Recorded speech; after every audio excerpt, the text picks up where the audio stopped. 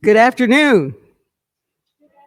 Oh, come on. Okay, I know it's only a little bit of a few of you here, okay, who braved the storm, but let's like shout it out. Good afternoon. Okay, good people, how are you? Okay, good afternoon, ladies and gentlemen. We're so glad you are here to join us today, whether it's in-house or virtually. But thank you for joining us. And look what the storm blew in. A bunch of poets and writers who are going to talk about Black girlhood. I'd like to begin with a quote by Nikki G called Nikki Rosa, just part of it. Somehow, when you talk about home, it never gets across how much you understood their feelings, as a whole family attended meetings about Hollydale. And even though you remember, your biographers never understand your father's pain as he sells his stock and another dream goes. And though you're poor, it isn't poverty that concerns you. And though they fought a lot, it isn't your father's drinking that makes any difference, but only that everybody is together. And you and your sister have happy birthdays and very good Christmases. And I really hope no white person ever has cause to write about me because they never understand. Black love is Black wealth. And they'll probably talk about my hard childhood and never understand. All the while, I was quite happy. I thought that was a particularly okay poem to talk about girlhood. Black girlhood. There was so much joy and so much discovery in being a Black girl and coming into yourself, full of hope, with brass confidence swaying every which way, or riding on the birth of confidence becoming, or for some of us who are big time queen bees. We are so many things in that journey, aren't we? More and more, we want to talk about all the different shapes it takes to be one and how we were. This session is a nod to bell hooks, Black girls, bone black and breathing. Our moderator, Baltimore bred poet and storyteller Jamisha Caldwell, is the co director of a Revolutionary Summer, a phenomenal summer literacy program that elevates the literature of Black women and takes Black girls beneath their wings and lifts them. Jamisha is a college graduate of criminology at Notre Dame of Maryland University. We featured her years ago as a young and fierce poet on our CityLit stage. We're going to see a film now, a short film by our poet today, Nia June. And I don't want to say anything about this film and this poem, um, but I can tell you now, when you watch it, you're going to want to see it over and over again. Because if ever there was a story about Black girlhood, this is it.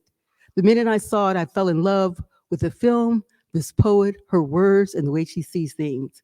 Ladies and gentlemen, please take a moment and take a view of this poem.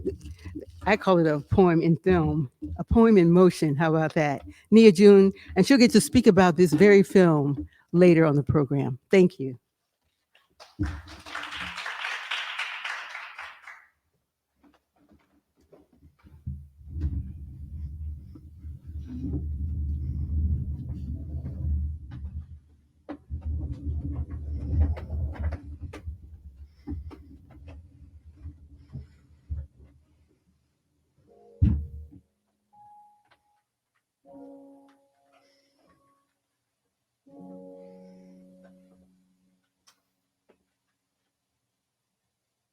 What do you know of Black Rose Country, where the faucets bleed oceans that we bathe in God and fade to our own reflection? A Black Rose Country, where the sky is an indigo felt hand and the soul that our friends tired hands. And we talk with language in our head and trumpets in our throats, shamelessly loud, shouting our names into an eternal. And we smile when the sun bows to us. And with blue teeth and dimples equally Egyptian blood we laugh, and every backward laugh. And we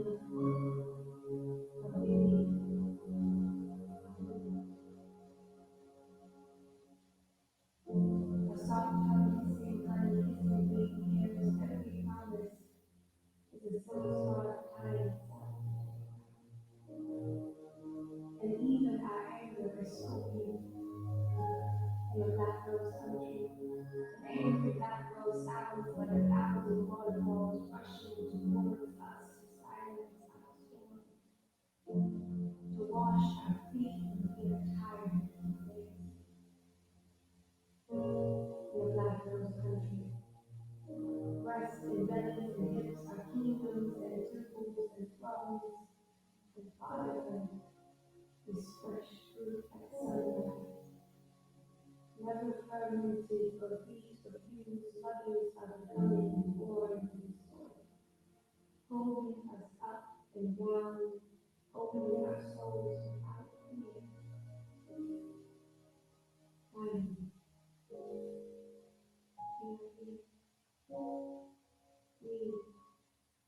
are home.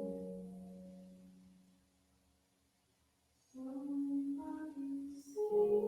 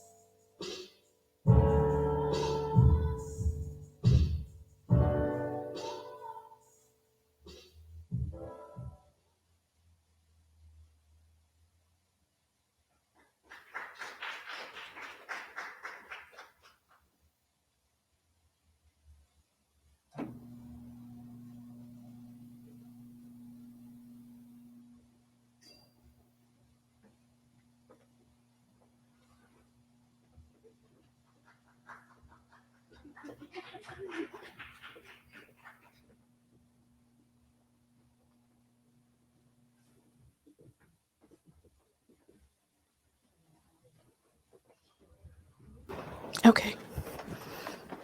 And we're actually going to move it. Yeah.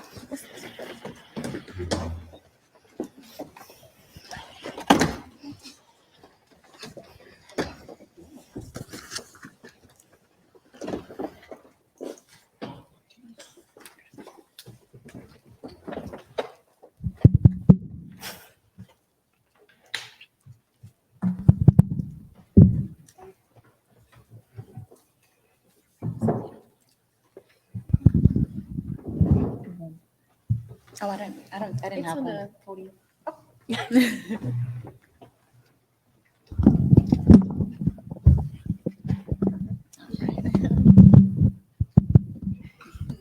you. Thank you.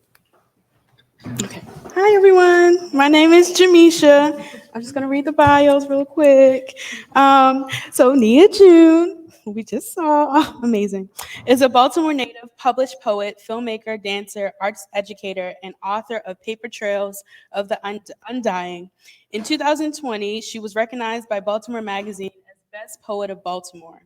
Her directorial debut, A Black Girl's Country, featured in national and international film festivals, was recently acquired by the Baltimore Museum of Art as a part of their permanent collection. Yeah. Kai Harris is the author of What the Fireflies Knew, the first fiction title from Tiny Reparations book. A writer and educator from Detroit, Michigan, Kai uses her voice to uplift the Black community through realistic fiction centered on the Black experience. Her work has appeared in Lit Hub, Quelly Journal, Longform, and the Kellens Review, amongst others. Hi. Glory Edom is the founder of Well Read Black Girl, a book hub and digital platform that promotes Black literature and sisterhood. She won the Innovators Award at the 2017 Los Angeles Times Book Prizes.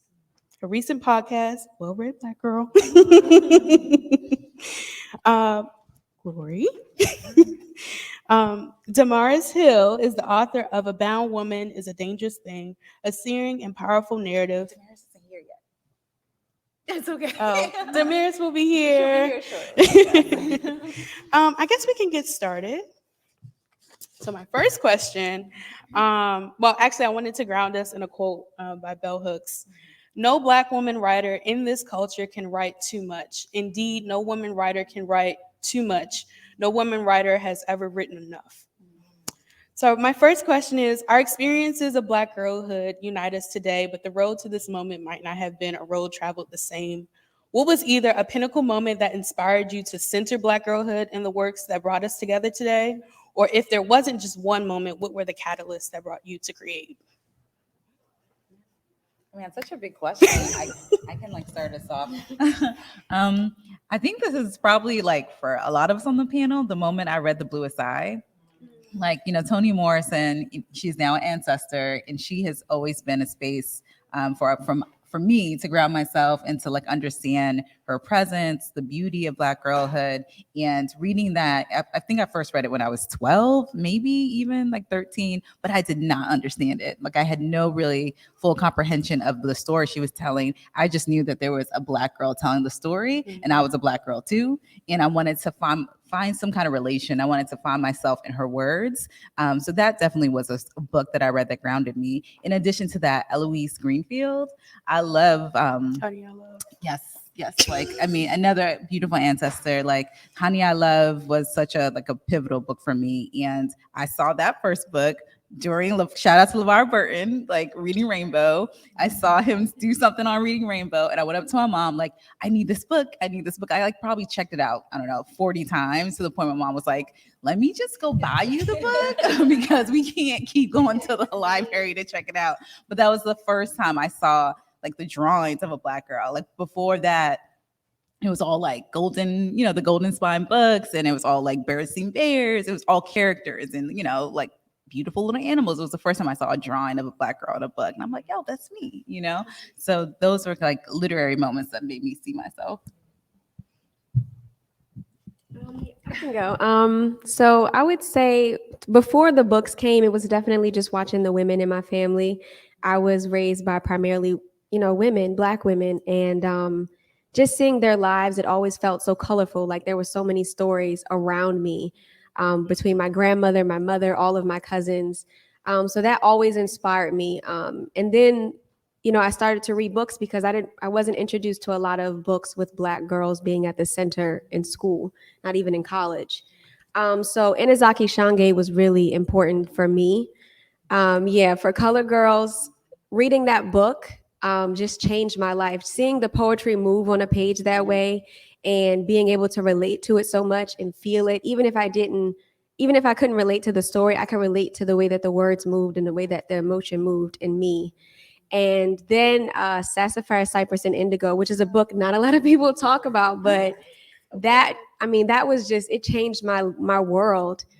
Seeing these three different kinds of Black girls going through these experiences who were in my age group, it just made me want to pick up the pen because, again, growing up around all of these Black girls, I had stories too that I really could manifest on the page that way. So I was going to say something that was very similar to what both of you have already said. So I'll share a different part of my experience. So similar to Nia, I didn't read a lot of Black girls in books for a very long time. So that wasn't exactly the catalyst for me. I don't even think I read The Bluest Eye until I was maybe in college. It was much later in my life. So that wasn't exactly, it was maybe the lack of that, I think, that kind of pushed me towards wanting to write certain stories. But a slightly funny story is that I think the real catalyst for me was I was trying to write stories that weren't about Black girls and Black women. And during my master's program, for my master's thesis, I was trying to write the start of a novel, and it was told from the perspective of a middle-aged white man who was a scientist, and he was like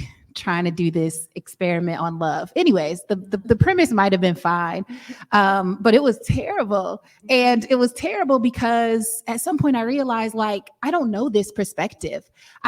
I was sitting there asking myself really simple questions, like, I wonder what he would do when he gets home from work, like, what's his thing? Like, what's he into? And I couldn't answer any of those questions because it wasn't my perspective. And that was a big moment for me where I was like, why do I feel like I need to tell this story? And it was because I think of the stories that were prioritized as I was growing up. And so I was like, I'm going to go away from that. And I'm going to write stories about Black girls and Black women because that's the perspective that I know. And that's the perspective that I always wanted to see in books as I was growing up. So I'm also curious and interested in what your younger selves were intellectually or socially curious about, especially as you were figuring out the world. When you were younger, did you dream of the version that allowed you the ability to write the poems, stories, and films today, or were your ambitions elsewhere? That's a great question. It's a big question. I mean, I feel like I was always very curious, and I still am. Like, I like to just like go down crazy rabbit holes of like, what does this mean and why? And I think when I was younger, it probably felt annoying to some people, or like it might have been just like, oh, like why do you ask so many questions, or why do you talk so much in class? Yeah. And so that skill or that curiosity has like really led me to like, pave my own path, and also not be afraid of like what wrong answers might be. Mm-hmm. Like, I never thought anything was like wrong, or even like failing or being rejected by something. That never bothered me as a young person. And I know in some people's experiences that can completely like derail you in some extent. Some spaces it could be like, oh, I don't understand this, so I'm not going to try. Mm-hmm. And as a young person, for me, that was the exact opposite. If I didn't understand it, I would like go further to it and ask more questions and be more determined. Mm-hmm. And so as I've grown into adult, that kind of like resilience or that risk taking it's been a superpower for me, because I'm like, if someone tells me no, I'll ask another person, or I'll try another way until I get the way I want. So I didn't really see that as a power or an ability to cultivate when I was like 13 or 6, but now as an older person, I'm like, oh, okay, wow, like I've built this kind of like resistance to being afraid of doing something that I don't understand. Like, I really love the beginning of things. Yeah. How about y'all? Yeah, I think that I was the same way. And eventually it was kind of like trained out of me in a way. So I think I would get in trouble a lot in school because I was always standing up for myself or for my community, but also going against what the teacher may be teaching. So like when Christopher Columbus came around, like my parents were like, well, you need to challenge your teacher. Mind you, I'm in like 4th grade, but this is something that I would do. And, even with Katrina and us talking about George Bush in the classroom and why he's not showing up for everyone in New Orleans, like I would say things in class, shouting them out, or, just having an opposite opinion. And I did that up until high school. I got into a lot of trouble for just speaking my mind, really. And I think that eventually I kind of was taught myself to think that, I needed to take a step back and be like, kind of like shrink myself a little bit. So I think that initially I did imagine this version of myself, but, being in this kind of world, you can start to question your own truth. Yeah. So I think that I had to go through a series of events really to find myself back here and to get in touch with that child self who was, like you said, much more resilient, much more free, who just had like this natural, fearless power. And creating this work like brought me back to that even more, I think. But yeah. That's dope. I love what both of y'all said. So I was also a curious kid. I loved to read. I would choose to read over almost anything that I could do. at any time. And I think it used to drive my sister crazy. As I remember, I would be in the house reading a book and she'd be like, let's go outside and play. You know, these kids are out, they want to play. And I'm like, no, I'm right at this part of the book where this like important thing is about to happen and I can't just be outside playing. So probably when I was around, so I started off writing poetry. Actually, it was the first thing that I was writing as a kid, and I like got a poem published in some like little thing, and I just really knew I was like, this is what I'm gonna do. I'm about to publish, and I started to kind of stray away from that. And I was like hearing from other people, you know, kind of ideas of what would make a successful life. And so I was, you know, started to think about different career paths. And I started really considering law. And I wanted to be a lawyer because, you know, everyone told me that I was, you know, good with words. My math teacher would always tell me that I was loquacious. And I think he meant it as a diss, but actually that's like one of my favorite compliments. I know he's probably, you know, looking at it now like, oh, you know, she was loquacious. You know, I always kind of had that sense about me, but then I started thinking like, okay, well, I'm gonna go to law school so I can like make money and actually like do something that's gonna, you know, make my family proud. But when I was about 12, I just started really like praying and like seeking answers around what I was like on this earth for. And it was a very intense thing to be doing at 12, but that's the kind of kid I was. And through that process, I came to understand that I was going to write. And, you know, I didn't understand it. I was like, well, I don't even feel like this is important enough. And, you know, is this really a thing? And, you know, it's really cool because I think I reached a point where I started to understand the power of writing, especially through Toni Morrison, and not just through what she wrote, but also like I tried to get my hands on like everything she was saying. I was listening to interviews and documentaries and reading things she wrote about writing and realizing like where the power is and, you know, how much we can do and accomplish through our words. Which at first I didn't think was important. So I guess the cool thing to me is being here now and realizing that I was able to, you know, kind of bring forth my childhood dreams that at first I thought weren't important enough, and also to do it in a way that feels so important to me now, to be writing about Black girlhood, to, you know, to be writing things in a way that maybe they haven't been written or talked about before. So it's been cool. Excellent. How big is the margin of transition between Black girlhood and adulthood for you? And then how does that margin particularly show up in the way that you either come up with ideas, you draft your narratives, or the stylistic decisions that you make? Oh, these questions are good. Let us shout out the moderator. This is wonderful. Okay, I need to take a beat. Can you restate the second part? Yeah. Sure. How does that margin particularly show up in the way that you come up with the ideas or draft your narratives or the stylistic decisions that you make? All right. Well, I think with my last book is entitled On Girlhood, and I started Well Read Black Girl in 2015, and in that space of Well Read Black Girl, I originally thought it was just like, again, it's a sisterhood, it's a collective, it's a space that we talk about just our identities and perspectives. But initially, I wasn't necessarily thinking about my younger self. I went to Howard, you know, I was very used to centering the Black experience at that point, and felt very confident. So the girl was like literally like a hey girl, like hey, like what's you know, because that's just how we an endearment. That's how we like refer to one another. It was more like you know, when we're together, like what are the private conversations we're having, and how are we like just comfortable with one another and having a good time. You know, I was like just really focused on the joy. And as the organization started to grow, I started thinking like girl, like who was I as a little girl, and how could I like talk back to her and help future generations of young girl understand? Because mothers were coming up to me. At this point, I was pregnant. I had a child. Like I was thinking about just youthfulness, you know, and all those things that I mentioned earlier about, you know, feeling like I couldn't really be myself, but I was trying to be myself, and people were rejecting that idea.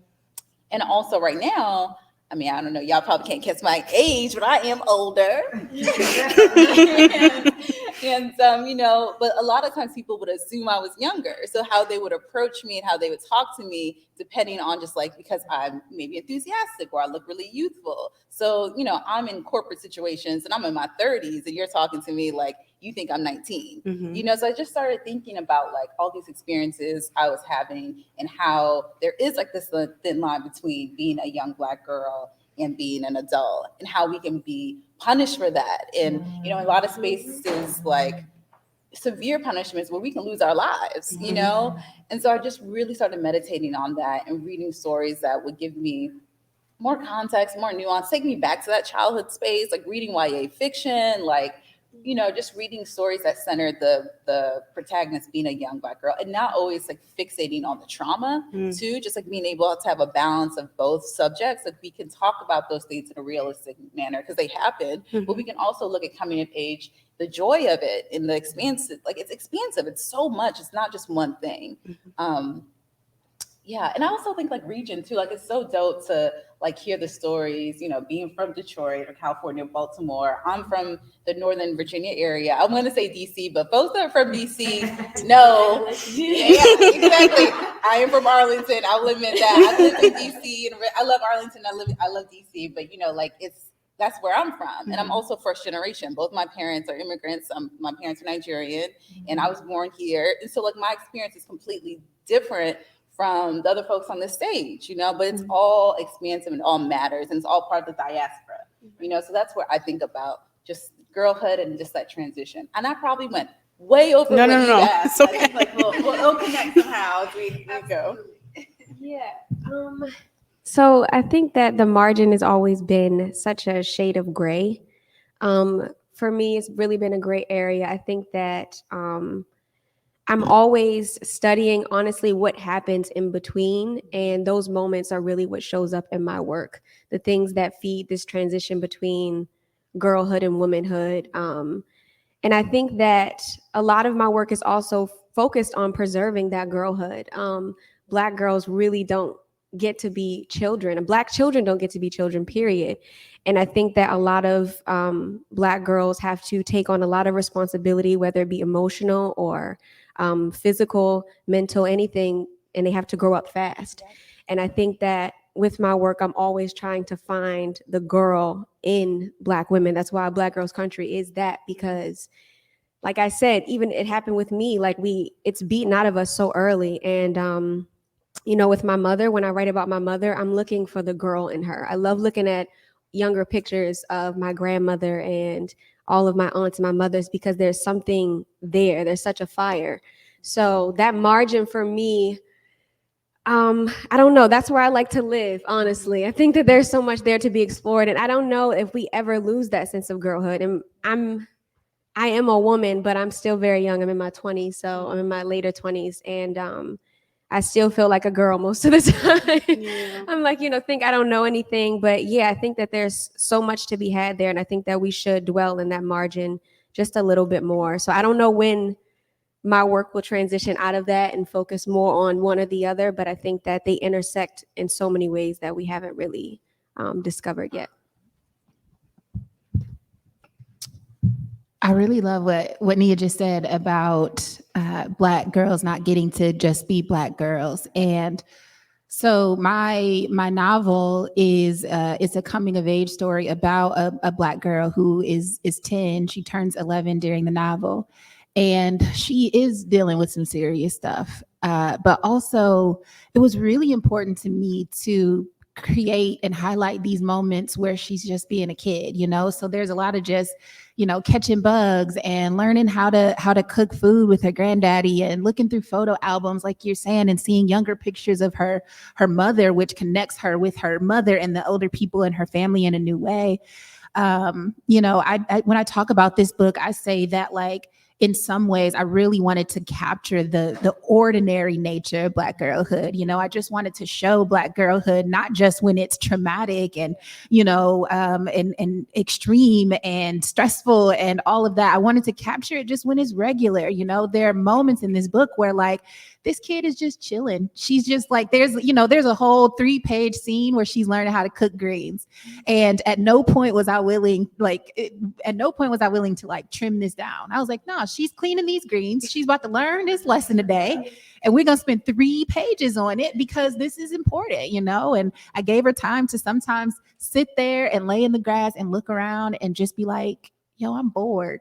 What can I do? All right, there's a caterpillar. Maybe I'm gonna catch these, maybe I'm gonna some kids across the street. Maybe I'm gonna try to talk to them. And so there's a lot of that in the book because that's what I'm really drawn to. Is just like what this experience is like. And I tried to make the book as like sensory heavy as possible because I'm like, what does it look like, the world through her eyes, but like also what does stuff smell like and what is she tasting and what is she feeling? And like, I really wanted to capture all of that because I think it's so beautiful and so important.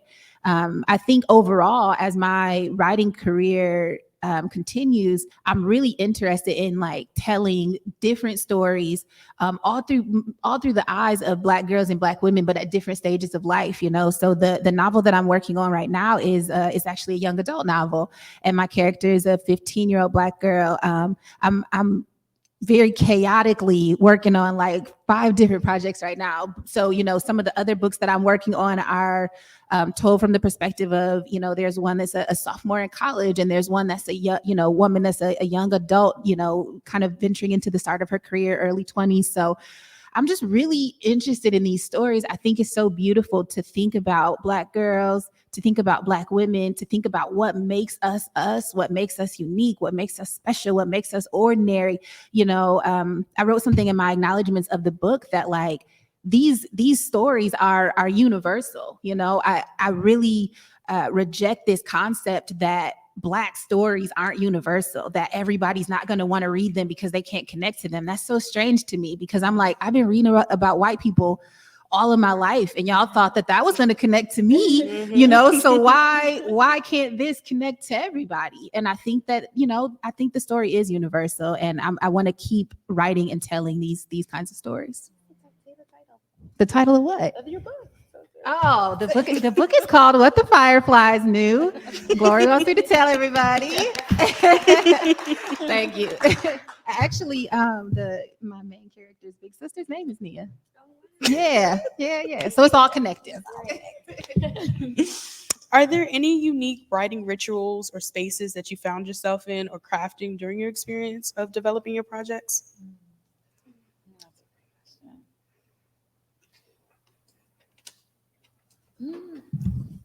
I try my best to be of habit. So I'm up in the morning and I try to write for 45 minutes. If it doesn't happen in the morning, I'm writing 45 minutes at night, and even if it's just like nonsensical ideas and concepts, I'm just trying to write it down to be in practice. And that really helps me just always have like a good flow and not feel so discouraged when I don't write something that I feel like is like great or perfect, but just being in the habit of writing consistently helps me. I'm still thinking. Yeah. Okay. I can jump in. I agree with what Glory said. I'm also I need the habits, especially because my life is pretty busy. At the time when I was writing this book, I was in grad school. So for some parts of it, I have three children. I have a husband. I had a full-time job while I was in grad school, and trying to write in the midst of all of that.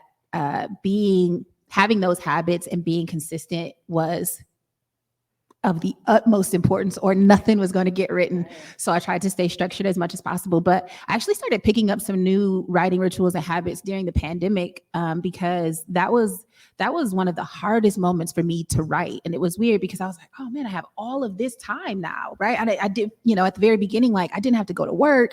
My kids weren't going to school. It was just like this, just this wealth of time to write. And I was like, I couldn't write a thing, couldn't write anything. And so I started out just trying to journal, just to get myself like moving my pen, and that helped. But what I found I needed to do was actually like create like these little habits that would signal to my body that it was like time to be creative.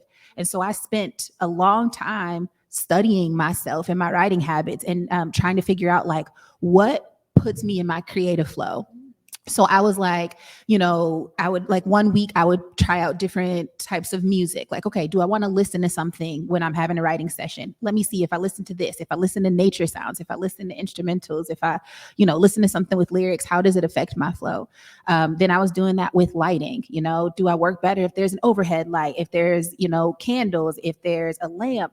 What happens if I light an incense? What happens if I play with different, fragrances? What happens if I write here or over there? Or, so I was doing this for months. And what happened is I was able to like really pinpoint, like, here's how I am best creatively. So now I can do that. And if I go and I sit down in my writing space and I turn off my overhead light and I turn on my little lamp that's by my desk, and I light either a candle or an incense, and I turn on my nature sounds, sometimes instrumentals or jazz, depending on what I'm writing. If I do those things, my body knows, like, all right, we about to write, we're about to be creative. So it's easier for me to, bust into that. So that's something that's kind of new for me, but it's been game changing. Yeah. Well, I would say first and foremost, definitely journaling. I have a ritual that I do mostly every morning, and that is just sitting time with myself and meditating, talking to my ancestors, and really journaling how I'm feeling. So just checking in with myself is, the base. Outside of that, I can be very chaotic, I think. And so the way it works with me, if I have a creative spark, like if I am in that mode, I will write for however long it takes. It could be like days, weeks. I'm doing nothing but writing. Everything else is getting neglected because it's pouring out of me. And if I feel like I can't get where I need to be with what I'm writing, I do a lot of just digesting other things. So watching interviews, listening to film scores really, really moves me. If Beale Street could talk, Terrence Blanchard, there are so many different albums that I love listening to, and that will help push and get me in the emotional place I need to write. Real Black is a channel on YouTube that I love. It's like all of this different archival footage and just receiving all of that and taking it in, because I'm watching everyone who's already done this before me, in different ways. And I'm, just constantly putting myself in a place to create, because I'm receiving creative things and I'm filtering what I'm looking at. So this could also be staying away from social media, because that's gonna, create brain fog and fill it up. So I think that when I feel like I'm in a writer's block, just making sure that I'm filtering what I'm receiving and what my environment looks like. I'm going to take a pause here to welcome Dr. Hill to the stage.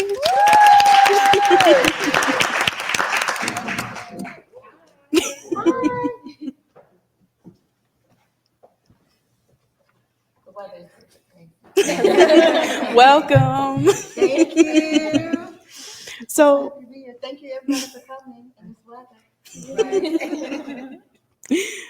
so my next question is, how prepared do you think you were initially to the commitment of truth-telling when it came to developing and censoring art that exposed the experiences of Black girlhood? Right. How prepared do you think you were initially to the commitment of truth-telling when it came to developing and censoring art that exposed the experiences of Black girlhood? I can go first on that one. Yes. I thought I was really. Oh, sorry. I thought I was really prepared. I thought I knew what I was doing. From the beginning with this book, I had like a concept. I was like, okay, I'm gonna keep the gaze off Black girls. I'm gonna put a mirror in the book. I'm gonna make sure that Black girls want to hold the book. And I had like this whole conceptual relationship with the book, right?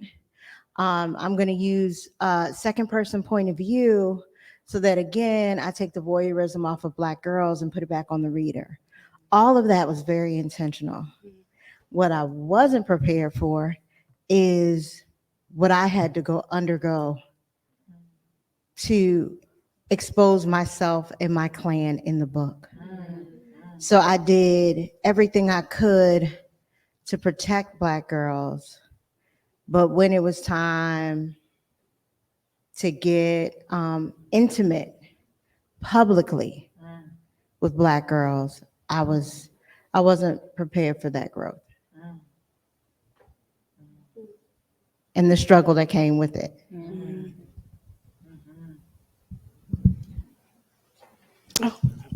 I can jump in. That really speaks to me. I also felt like I was pretty intentional when I was writing the novel. Like, here's how I want to tell this story. So the book is told first person, present tense, and even as I was sometimes getting advised to consider writing it a different way, and I really didn't want to do that because some people were advising me to, like, maybe move it to third person and still have it just be like pretty limited, so it's like still very close to her perspective. But I was like, no, I don't want. I want the reader to just be in her head. There's nowhere else to go. There's no escape. You about to be here. You about to be in this. This is her voice. This is the way she sees the world. We don't know anything that she doesn't know. We don't see anything except for the world through her eyes. And that was so important to me. I agree that, like, I walked into it feeling like, all right, I'm ready for this truth telling. And it became more complicated than I thought it was going to be for a lot of reasons. One thing that's complicated, that's maybe like a bit of a different experience, is that, one of the first questions I always get about this book is like, is this autobiographical? Is this your life? And that's a hard question because, first of all, it's not my life. The setting is absolutely autobiographical. The main character in this book is from Detroit. I'm from Detroit. She goes to visit her grandfather in Lansing. My grandfather lived in Lansing. So I was drawing from these places that I was familiar with. But it's a fictional story. I changed, I gave her her own life, her own story, her own family, and whatever. But it's a complicated question because there's obviously so much of me in her, so it's not autobiographical, but like, she does stuff I did and she thinks things that I thought, and there's so much of me in her, even when I wasn't intending for it to be that way specifically. So that feels a little complicated to navigate because but also that was what I was kind of trying to do. So it's complicated, but it's beautiful. I hope that other Black women or Black girls who read this book will feel that way. Because when I was writing, I was reading works that were so much like my book, and it was blowing my mind because some of them I hadn't even read yet. So I read Annie John by Jamaica Kincaid after I wrote this book. And when I read it, I was like, oh, this character is just like my character. Like, there were so many commonalities. It blew my mind. The book that I'm working on, the YA book that I was mentioning earlier, I wrote it before I had ever read The Hate U Give. And then I read The Hate U Give and I was like, okay, I wrote the same book as Angie Thomas. So then I had to change a couple things, but I had never even read it. I had never been exposed to it. So it's wild to me how often I can read other books by Black women and they be so similar to my experience, so similar to what I'm already writing or thinking about. That's beautiful. The truth telling is integral. It's so important. We have to do it. It definitely gets complicated, but we have to do it. I think, like everyone has said so far, I definitely went into it like, I got this, I can do this.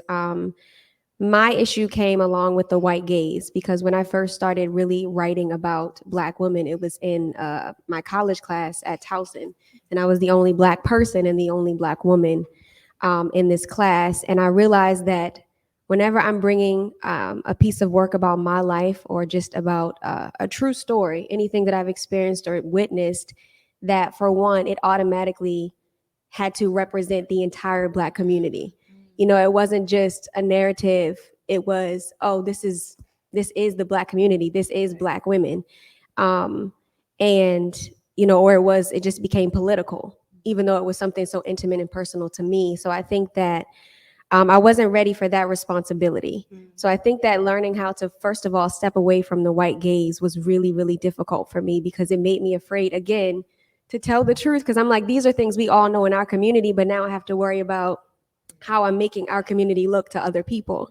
And with that came other questions like, how are Black men showing up now? And when you think about for Color Girls, for example, the book by Inazaki Shange, you see that was a huge thing that she got pushback on, because on the one hand, she's giving these real accounts of stories by Black women, but, you know, because of the role that Black men played in that book, people are like, okay, well, this is speaking, you're saying something about the Black community. Look at the way you're making Black men look. But it only really comes into play when you put this outside gaze on the work. Right. So I think that was the biggest thing for me. And Toni Morrison is, I love reading everything about her work speaks to, breaking down, stepping away from the white gaze and really just making the work as it is, and staying true to who it's for. Yeah. And I think that I had to keep affirming myself in that way. I had to look around in my community to affirm myself and say, these stories are true, these stories are real, and that's the only thing that matters at the end of the day. Yeah. Yes.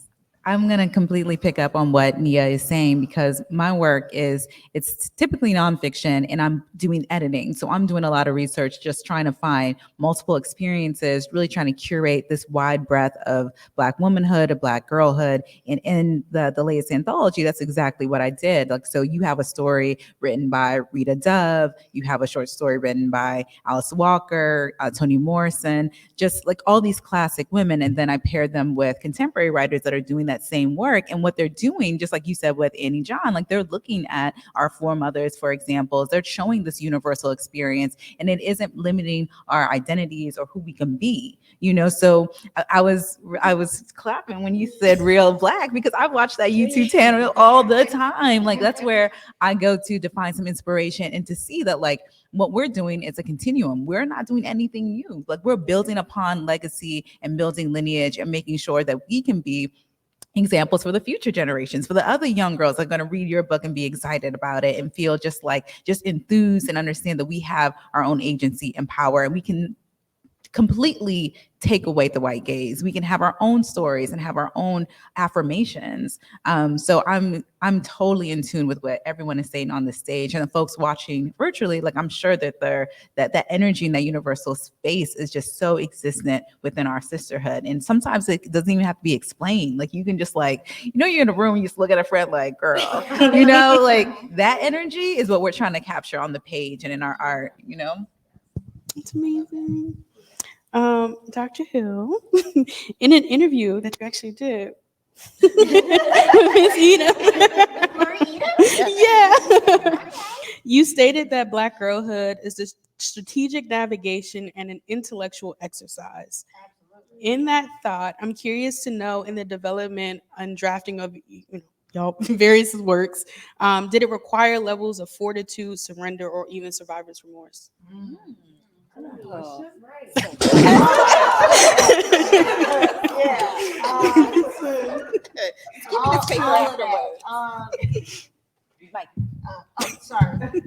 All of that.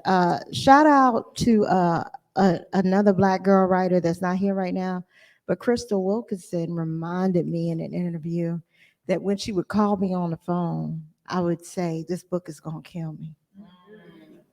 Because if you read the book, I wrote the end of the book first.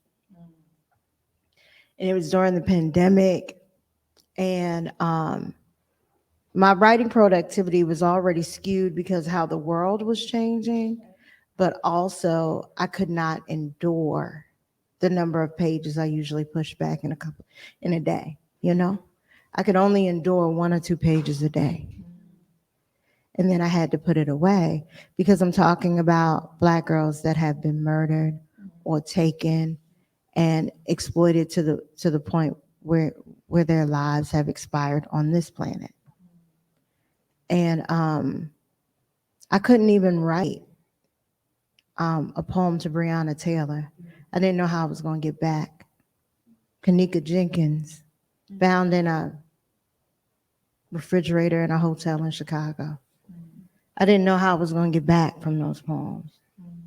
So I definitely felt, I didn't categorize it as survivor's remorse, but I definitely felt some of that, particularly when I thought, and I'm not going to belabor this, but particularly when I thought about Kanika Jenkins, because I thought about them both a lot, right? But I think about Kanika Jenkins being a young something college girl, just trying to have a good time, which we all deserve, working hard at her job, working hard at her studies, just trying to have a good time, and goes missing. And then when she's found, we don't know if she's found whole. So the possibility of her life being terminated to extend somebody else's. I couldn't write it. I mean, maybe I'll mature into it, but I couldn't write it then.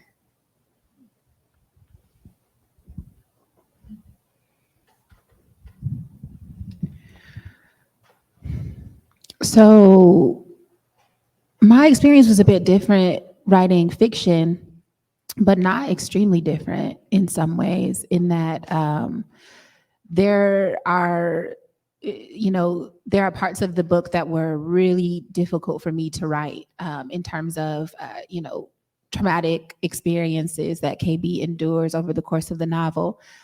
And I think there were a couple of things that were happening that were making it really difficult. One was I loved her so much and I didn't want that stuff to happen to her. And I grappled with including certain scenes because I was just like, I don't want this to happen to her.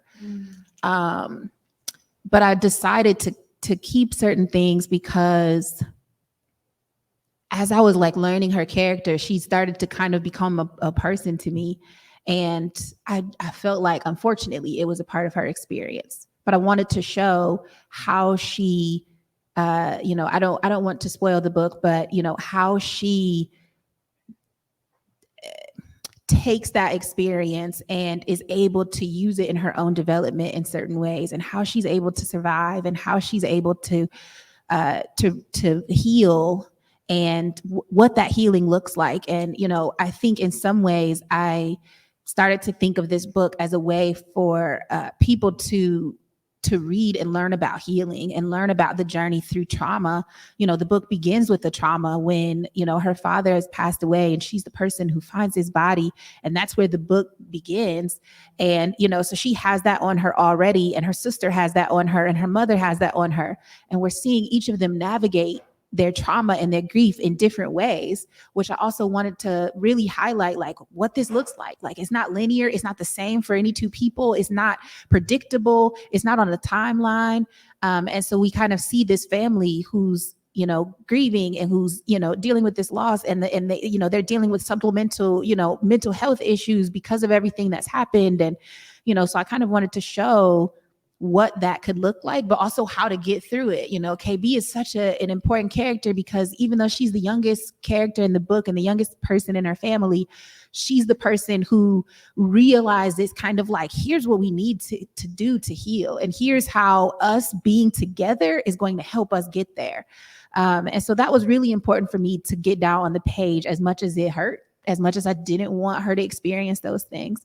And then the second thing I would say that came up for me is just the ways in which watching KB deal with loss, navigate grief and trauma, how much that brought up for me about my own, trauma, childhood trauma.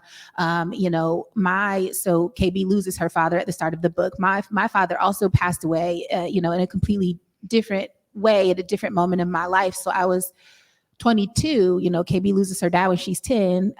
But it was interesting to me how parallel it felt, how close to my dad I felt when I was writing this book, because I was just thinking about a young girl grieving the loss of her father and what that absence looks like in her life. And my grandfather also passed away. My grandfather passed away when I was 12. So in a way, seeing KB with her granddaddy when she's 11 reminds me of the last summer that I spent with my granddaddy before he passed away. And, so I said in my acknowledgments that like writing this book made me feel close to the two of them in a way that I hadn't felt in so long, which was both good and bad. I had several days where like I couldn't write, I couldn't work on it because I was grieving and I was navigating the same things that she was navigating through my writing. So that was intense. I think the key word there for me was surrender. And I think with truth telling, that's the number one thing you must do is surrender. And a lot of my work is about grief. Like I said earlier, I was raised by primarily Black women. So I was also raised by a lot of grieving women because the men were not around. And then I had to experience that own grief through the loss of my father and through the loss of other family members and my own grandmother in my life. And I treat coming to the page like, going to an altar or a sanctuary. I have to come, you know, just stripped down and completely honest with myself and completely open, because that's the only way that the right things are going to come out. So I try to give myself all the space and time I need. And again, some poems just haven't been written because of that. Not to say that they will never, but there's still more work that I need to do in order to come to the page the right way, the correct way. So again, just surrender. There's a book I have in my book. There's a poem I have in my book that's about an experience I had when I was in middle school. And it's about kids just being at the skating rink. And at the end of that, you see police beat up some Black boys who are our friends. And it's really coming from the perspective of what that looks like being a Black girl, having to see that. Again, going back to that grief and that emotional state. And for me, writing that poem, it took weeks, and I was fine with that because, again, I had to keep stepping away, giving myself the space and time to grieve and be at whatever emotional space is necessary. And again, I think with truth telling, that is, that's what comes with it. I will also agree with everyone on the panel in terms of this idea of grief and surrender, because it does require you have to trust your intuition. You have to know yourself to even get to that point. And I think a lot of times when that painful thing happens, or those moments that we don't want to put on the page, or where you need to step away, it could be hard to come back to that space because it's pain. It's in our bodies. It's not like this disconnected thing. It's our real lives. Even as you were saying that, I had to take a sip of water because I lost my father too. And I like in the moments just talking about someone else losing their parents or losing their caregiver, their father, I feel that like pain in my heart, like, oh, I can relate to that. And that surrender to emotion, or those intimate feelings that come very visceral, that's where like I feel like the magic is. And that's when I feel like I do my best writing, when I'm vulnerable enough and I surrender to that feeling, when it's like I'm reading this and I want to cry. Okay, that goes in the book, and on the opposite side of that, I'm laughing out loud. I can't believe it. Like that also, like when those triggers happen, when those like feelings feels like so intense that I can't even hold it in, that's when I want to really make sure I share that and I curate that so other people can have that experience with me. But it does require like knowing yourself enough so you don't like push it away or don't think it, like try to be distracted from it. Beautiful. How does geography impact or show up in your creative processes? More specifically, how did the landscape of the world and your placement in it as a Black girl shape your knowledge or creative aspirations?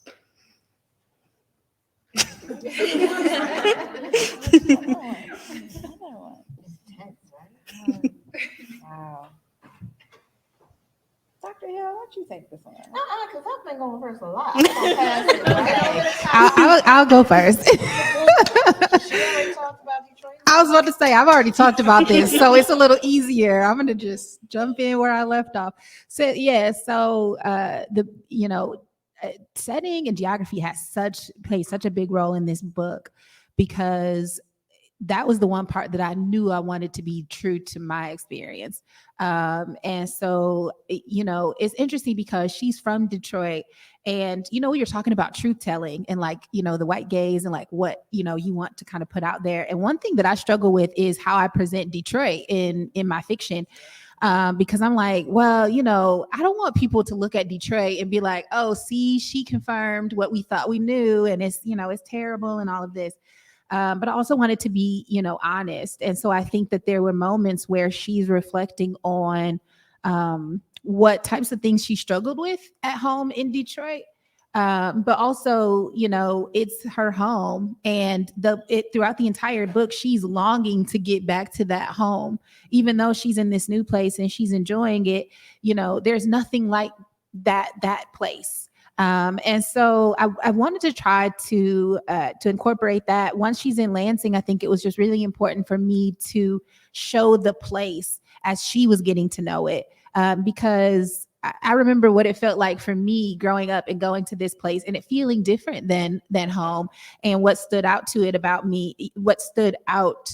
about it to me, I know how to use words. And I wanted to kind of capture that. Like, how is this geography, how is this place factoring into the experiences that she's having, into how she's feeling about, herself and the world and her place in the world. So much of this book is about her finding her place in the world. And it's not a coincidence that at the same time that she's trying to figure out her place in the world, she's displaced. At the start of the book, not only is she coming to Lansing, but her and her family have experienced a period of homelessness where they've lost their home and they're living in a motel and they're trying to figure things out, and there's all of this like instability around that she's navigating, and then coming to this new place which she enjoys for lots of reasons, but also it's not home. It's not that place where she feels safe and where she feels like she understands where she belongs. So almost it's like this sense that being displaced, going to this new place and navigating all of this kind of makes her have to do this work and kind of go through this process. So I think it kind of, goes hand in hand. Geography is huge for me because I am obsessed with Baltimore. Yeah, and I think there are not a lot of narratives, books, stories about Black women, Black girls in Baltimore. There just aren't, not that I saw growing up. And that's why A Black Girl's Country is all here. And it's all people who are native or live in Baltimore. And you get that scene of those middle school girls like rocking off to club music in the middle of the street, which is so Baltimore to me. And I think that those narratives are so important for Black girls in Baltimore to have that visibility, to see themselves. Like, I have a clip that the teacher of those girls sent me to those girls watching themselves, and they were just like screaming, going off. Like, you would think that they just saw themselves like on the Grammys or on BET somewhere. Like, that's how proud they felt. And I don't know if I'll ever navigate to writing about another place, because there are just so many stories here. And going back to A Black Girl's Country, you see that a lot of the Black women are posed in front of these like really dirty, grimy backdrops, like abandoned buildings that are being like taken over by greenery. And I think that really metaphorically shows how we live here. Like, the photographer, he calls it deities on dirty backdrops. And it's like this idea of royalty having to exist in a place like this, but and still surviving and still thriving and still being beautiful. That really speaks to Baltimore. And yeah, it's everything to me. There's nothing like a Baltimore girl, just like there's nothing like a Detroit girl. It's just different. It plays, Black girlhood is universal, but when you add geography, like you were talking about earlier, it breaks it down even more. And even with my book, the story about the skating rink, like I went to Shake and Bake all the time growing up on Pennsylvania Avenue, but I never really saw a story about Black girls outside of ATL. Like, you never saw a story about Black girls at the skating rink. So again, I think I dedicated my entire work, and I always will, to those Black girl stories here. Yeah. Okay. You have to read the mayor's book. Like, I do. Yeah, like, all this synergy is there. You will love her book. I have to, yeah. You can Hey. So my the settings in my book shift a lot, but of course I lived in Baltimore for 14 years. So even though this is kind of a Jersey girl book, because it has, it has a lot of Whitney in it. It has some of the semi-autobiographical poems are birthed from seedlings of me coming of age in New Jersey.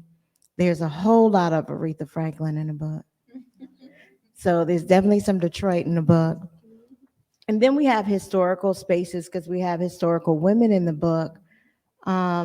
Like one of the spaces, and I don't do a lot with geography, I think because I'm trying to do so much with like maybe like a cognitive synergy, like maybe what's happening in Mind of My Mind of Octavia Butler, right? I'm trying to kind of create that in the book. But the book also goes to World War II, Philippines, China, Japan, and it goes to Borno. The book in some ways does a journey in a lot of the poems and talking about like some of the viciousness and violence that happens to Black girls in other places. And then all of a sudden, I just start saying in New York, in New Orleans, in Baltimore, because, and this is going to be a longer story, but when I think about the possibilities of what could have happened to the girls in Borno if they were not returned,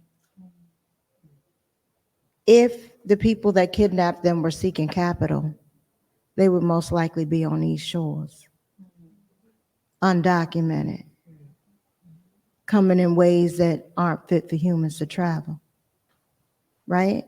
And so I can't act like the love that I have for Black girls,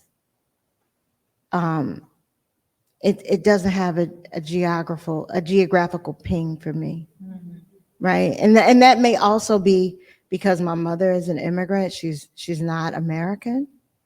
That could be because I've been in the military and I've seen parts of the world, and I know how women may be exercised when around soldiers.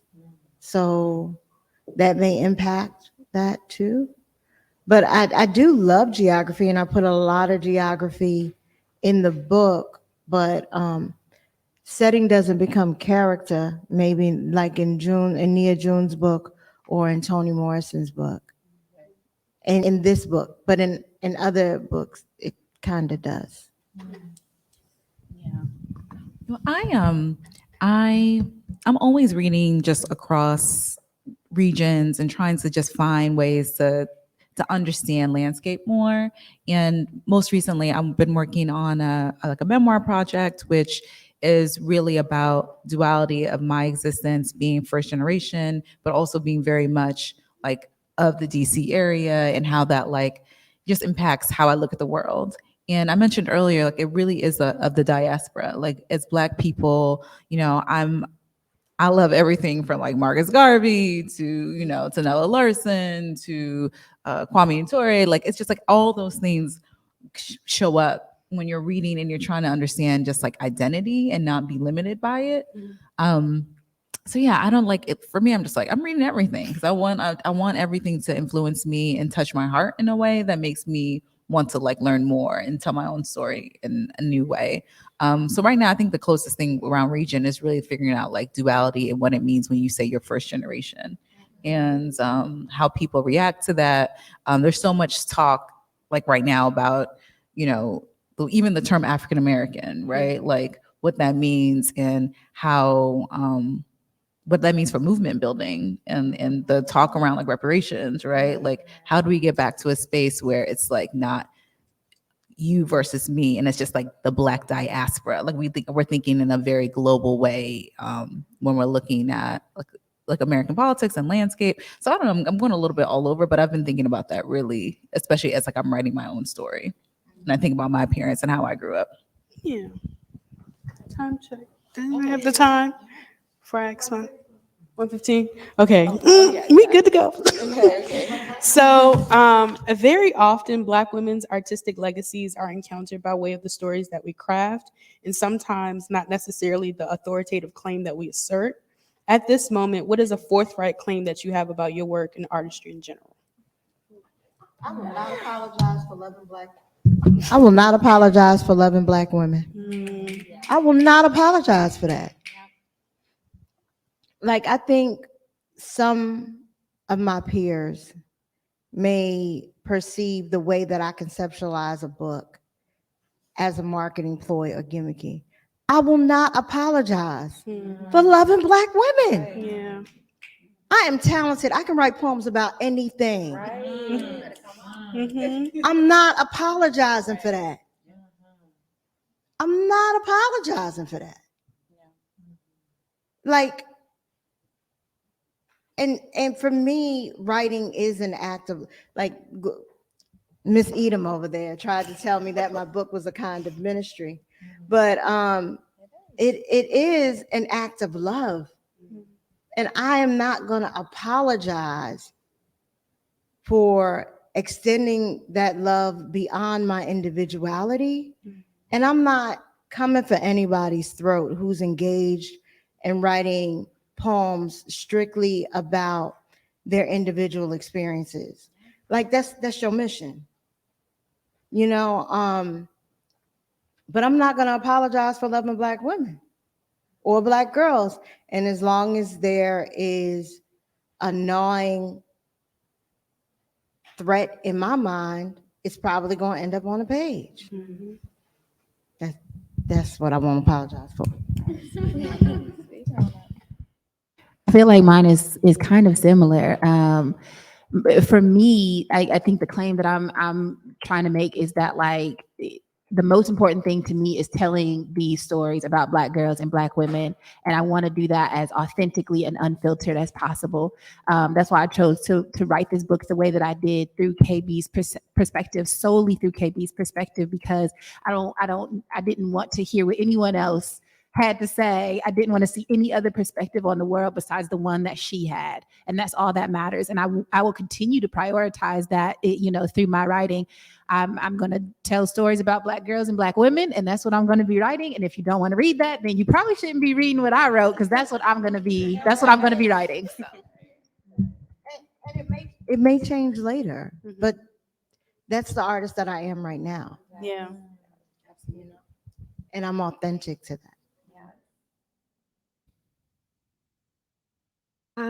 Yeah, same. I think that I think that my work is for my community, and that is where it sits at the center.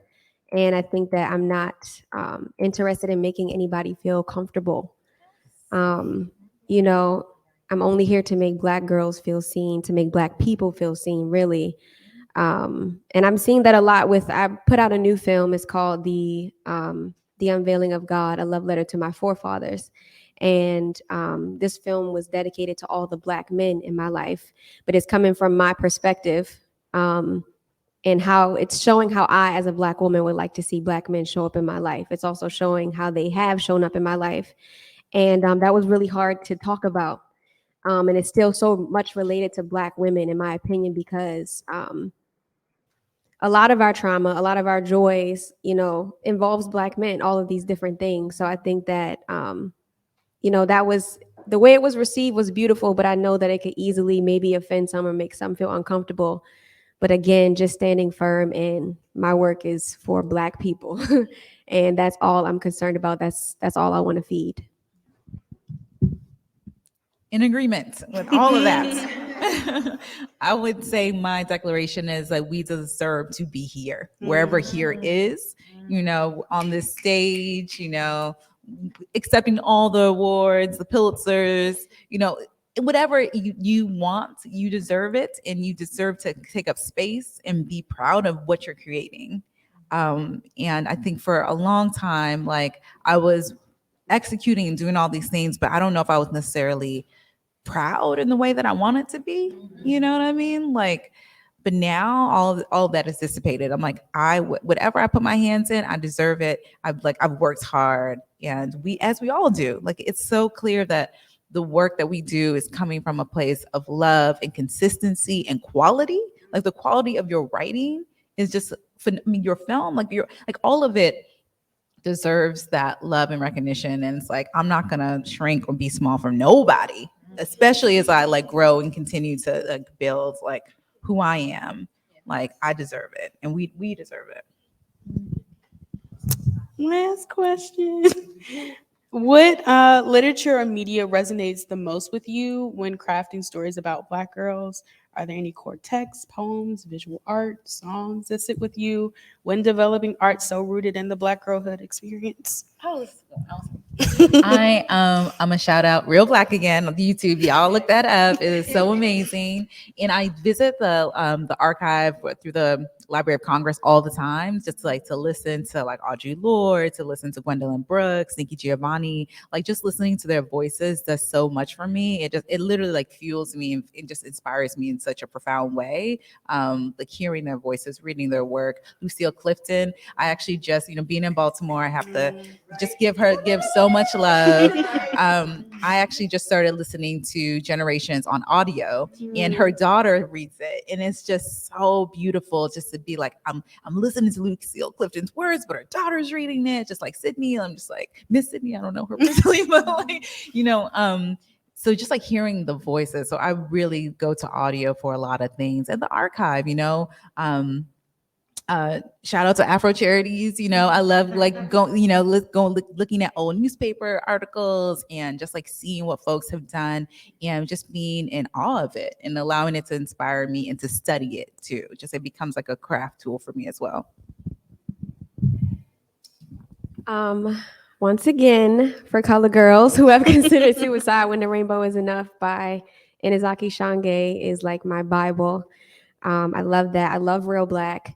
June Jordan is another one that I love. Her book Soldier. Oh my God. The way that she was just able to tap into her Black girlhood. Like I felt like I was talking to her younger self.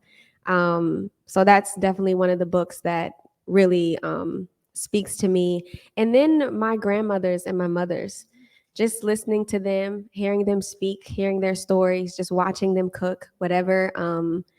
That is always affirming and always inspiring because you're just right there and it's live. It's not something that was marinated on the page or made pretty. It's right there in front of you. And another one is Daughters of the Dust by Julie Dash. Yeah. So those are my favorite works. So one of my favorite things to do is to listen to interviews by authors, and I've talked about this a little bit already, but I've listened to a bunch of interviews by Toni Morrison, Jesmyn Ward. Jesmyn is my absolute favorite. Her book Salvage the Bones is one of my favorite books of all time, and probably the book that most inspired me to write this book. I've listened to Tomi Adeyemi, Maya Angelou, just like trying to get my hands on like what are y'all saying? I want to know it all. I want to hear it all. I want to, so it's not just like reading their writing, which I also do a lot of, but hearing like what they're saying about their writing and that sort of thing. Books wise, all the Toni Morrison, all the Jesmyn Ward, right now. So like, I've been in a phase lately where I'm just like only reading books that are like about Black girls and women. So that's all that's kind of going on with me. So I just finished up The Vanishing Half by Britt Bennett, which I loved. And I'm reading Such a Fun Age by Kylie Reed right now. And, just trying to like read as many different kinds of these stories as I can. And, this one's kind of random, but I think one like thing that's really inspirational to me in terms of Black girlhood that I'll listen to or watch very regularly is Beyonce's Coachella performance. Yeah. little homecoming. I watch that and listen to it regularly. All three of my daughters, we watch it and listen to it religiously in the car. They know the dances, they know the words, the lyrics. It just really gets me in that mode 100% of the time. So, yeah. For one, I try to centralize play when I'm writing Black girlhood and try to find time in my adult life to play. And so I opened the book talking about some institutions I got to play with. So like, even though, I'm not going to say I can't dance, but dance is not my gift. But when the Urban Bush Women had like a Summer Leadership Institute, I was like, I need to learn how to tell a story through my body. And so I went to hang out with them and had an amazing time. So Hot, Saving Our Lives, Hearing Our Truths, Ruth Nicole Brown. Now at Michigan State, hung out with her crew, played a little bit there. Got some money to give some technology away to some middle school girls, hung out with them for a week, played with them. And then when I'm by myself, I play with my memories. I'm fortunate enough, or less fortunate, but I'm really fortunate enough to have a person in my life that has been my friend for 3 generations, who, of course, knew me in my girlhood. And my friends from middle school are still in my life. That's major, you know? We still play and hold each other accountable. We still stay the night at each other's house. Like, you know what I'm saying? When I lived in Baltimore, let's be clear, my 3 best girlfriends all had keys to my house. And each of them lived with me for a year while they saved up for their house free. So that also is a kind of play, right? Like living with your friend or whatever. So I make time to play. And when I'm by myself, it's definitely music. So I want to start with Tankin' and Bangers. Because Tankin' and Bangers, I love me some Tankin' and Bangers. I love it because it's so eclectic. It has like the history of music in it, but she consistently brings the music from Black girl games into her compositions consistently. I love that. I also love Nicki Minaj. Say what you want. Right. Right. I'm here for you. I'm here for you. I'm here for you. Right. Because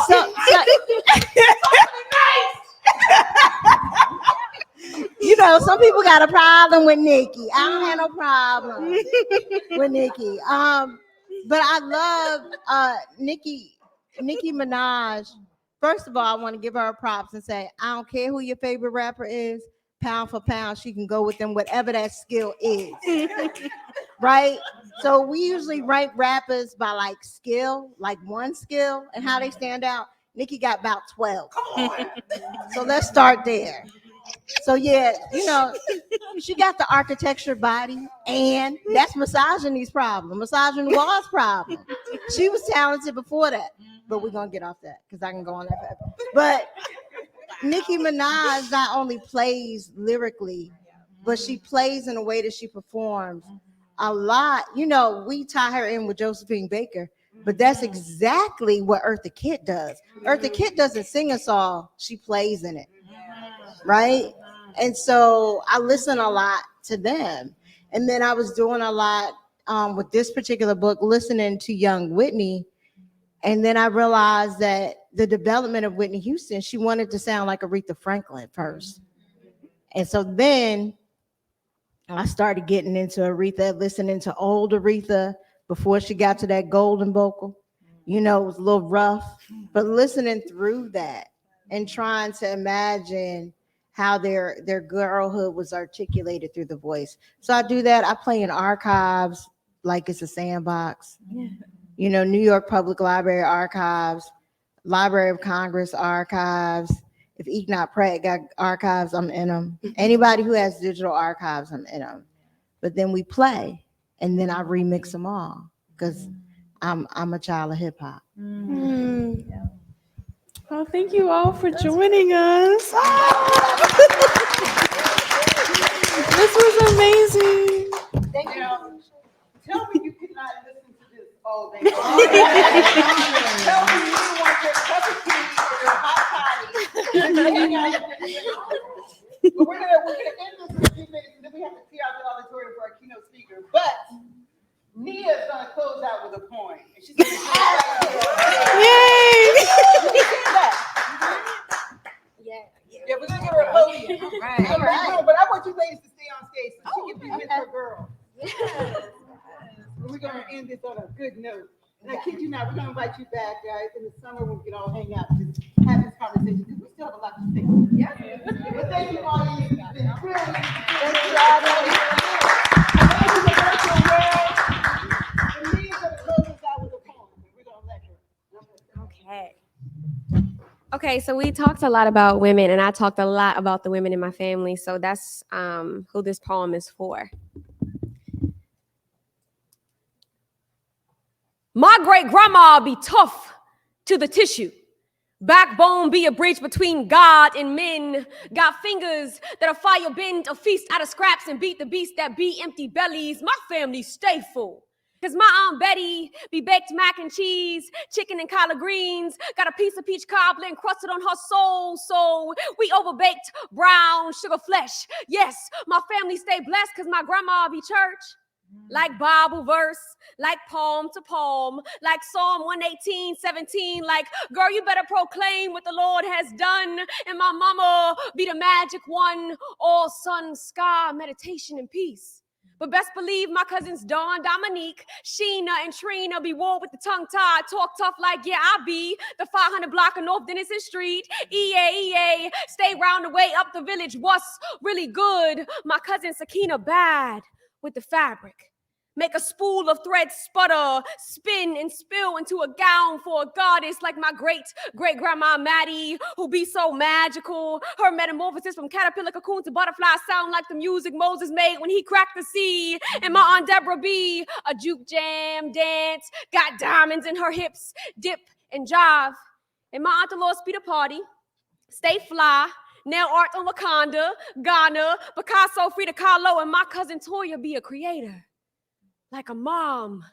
No, I mean really a mom, the epitome of maternity. She'll mother you back to earth because the women in my family are so grounded that when the bullets burrowed through my cousin Davon's body, my cousin Joey's body, their bosoms became a brick house with wombs woven in the walls. So the men in my family live forever in them. They be God, magic moon. They be love, Allah, Oshun, Ashe, Ashe.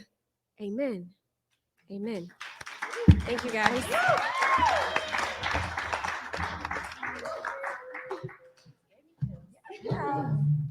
Get it on camera.